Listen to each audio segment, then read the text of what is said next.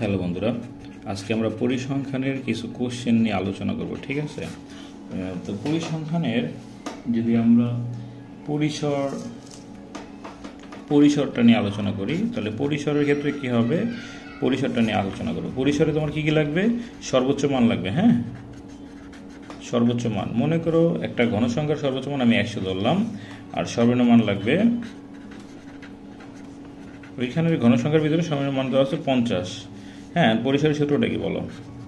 পরিসর সমান সমান সর্বোচ্চ মান বিয়োগ সর্বনিম্ন মান, লাস্টের যোগ 1। ঠিক আছে, এখানে সর্বোচ্চ মান কত আছে? 100, সর্বনিম্ন আছে 50, যোগ 1।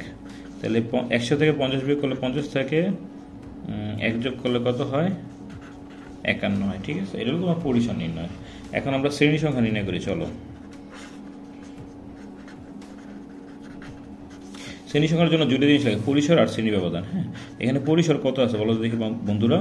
পরিসর আসলে 51, আর শ্রেণী ব্যবধান, ধরি শ্রেণী ব্যবধান, হ্যাঁ ধরি শ্রেণী ব্যবধান 5।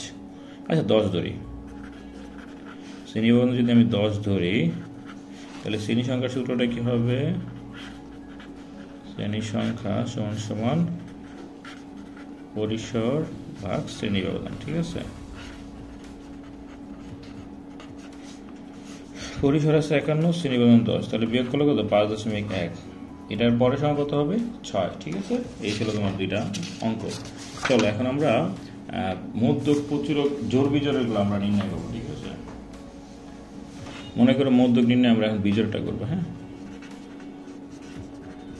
মধ্যক নির্ণয়, আগে বিজোড়টা করি। চলো, বিজোড়টা কোনটা? উপাত্তগুলো আগে ক্রমানুসারে সাজাবা, উপাত্তগুলো ক্রমানুসারে সাজিয়ে।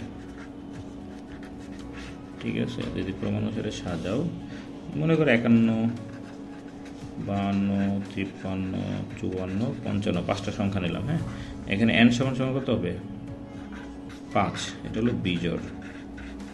ঠিক আছে, তাহলে আমরা জানি মধ্যকের সূত্র কি হবে? আমরা জানি মধ্যক সমান সমান n+1/2 তম পদ। হ্যাঁ, তাহলে n এর মান কত আছে? 5, 5 আর 1 6 তম পদ।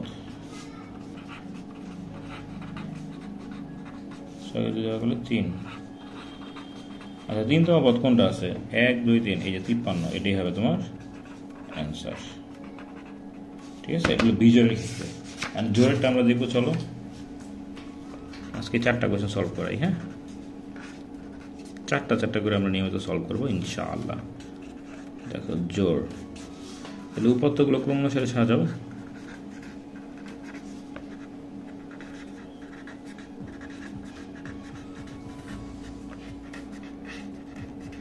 যদি উপাত্তগুলো ক্রমানুসারে সাজাই, যেমন আমি 2 3 4 5 6 7, কটা? 6টা সংখ্যা হলো না? n সমান 6, এটাকে বলে জোড়। তাহলে আমরা জানি কি মধ্যকের সূত্র কি হবে?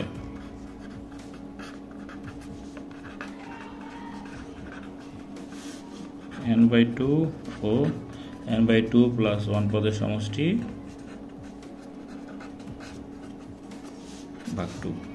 n এর মান কত ছিল? 6, 6/2 ও 6/2 + 1 পদের সমষ্টি।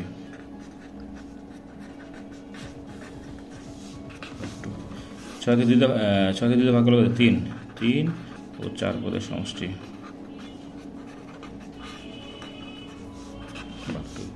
3 ও 4 পদ কোনটা হবে বলো? 1 2 3, এই যে 3, এই যে 4, এই দুটো নিবা। 4 আর 5 যোগ করবা, 4 আর 5 যোগ করলে হয় 9, 2টা ভাগ করলে কত হবে? 4.5। এটাই অ্যান্সার। ঠিক আছে, তো আজকে তো থাক।